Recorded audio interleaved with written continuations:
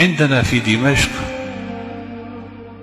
تربة وهي المقبرة، وكلنا نعرف التربة والمقبرة، الدحداح مشهورة، وفيها نعم أولياء، وفيها علماء، وفيها مجاهدون، وفيها شهداء.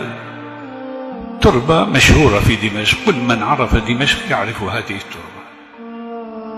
كان فيها رجل يعمل حفار، يعني بينزل أموات على القبر.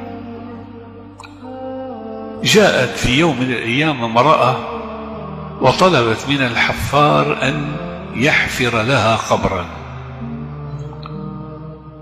حفر القبر، وبعد ساعة جاءت الجنازة وليس معها كثير من الناس، يعني بضعة رجال. أنزلت الجنازة إلى الأرض، وفتح صندوق الجنازة، وحمل الميت ودلي في القبر، وكانت الحفار في القبر تسلم الجثة وأراد أن يضعه في القبر. في هذه الأثناء ينفتح القبر ويصبح روضة من رياض الجنة. أنا أقول هذه حادثة واقعية وليست خيالا ولا من قصص ألف ليلة وليلة، وإنما قصة واقعية. أغمي على الرجل لما رأى، ورأى اثنان جاءا على أصيلة فرس وأخذ الميت وذهبا به. أغمي على الحفار، فاللي حول القبر ما رأوا ما رأى، هو الذي رأى فقط هو الذي رأى. رشوا عليه ماء وسحبوا وطالعوا من القبر. كانت المرأة مضت.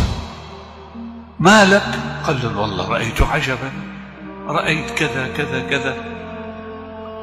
سبحان الله، قالوا لعله هذا واهم، لعله كذا، وتركوا. مضت شهور، جاءت المرأة مرة ثانية بعد شهور وطلبت من الحفار أن يحفر قبر. حفر القبر، جاء الميت حمله ووضعه في القبر، ففتح له روضة من رياض الجنة. وجاء ملكان أخذاه منه، لكنه تجلد، ما أغمي عليه، وعلى طول خرج من القبر وتبع هذه المرأة. تعالي، من أنت؟ ومن بأي مكان جئت؟ قل له يا رجل سيبني بمصيبتي. شو مصيبتي؟ قال هذا ولدي أصبت به، وكان قبله عندي ولد آخر أصبت به من أشهر. قال أنت صاحبة الرجل الأول؟ قالت نعم. ما لك، لماذا تسأل؟ قال والله رأيت عجبا، الأول لما وضعته انفتح روضة من رياض الجنة، والثاني كذلك. ماذا كان يعمل هذا وذاك حتى عاملهم الله بهذا الأمر وكان لهم هذه الكرامة العظيمة؟ قالت له أما الأول فكان طالب علم، وكان الثاني يعمل نجارا ويقدم لأخيه نفقات طلب العلم، فكافأهم الله طالب العلم ومن أنفق عليه بهذه المعاملة الطيبة.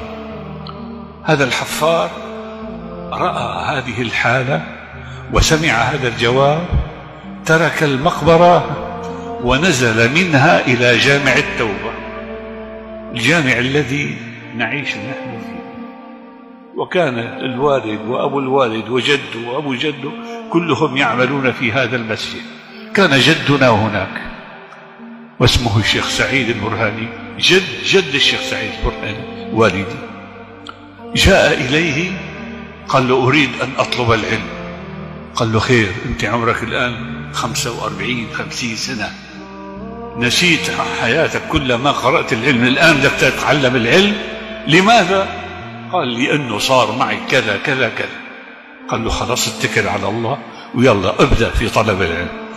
جيب الأجرومية، كانوا يتعلموا الأجرومية ويحفظوها ويحفظوا متون وكذا، وبدأ واشتغل حتى صار من كبار العلماء. الشيخ عبد الرحمن الحفار من كبار علماء دمشق، وأسرته من بعده كلهم طلاب علم، وآخرهم الشيخ عبد الرزاق الحفار من كبار علماء دمشق. هذه القصة أنقلها لكم لأبشركم بأن طالب العلم هكذا يعامله ربه.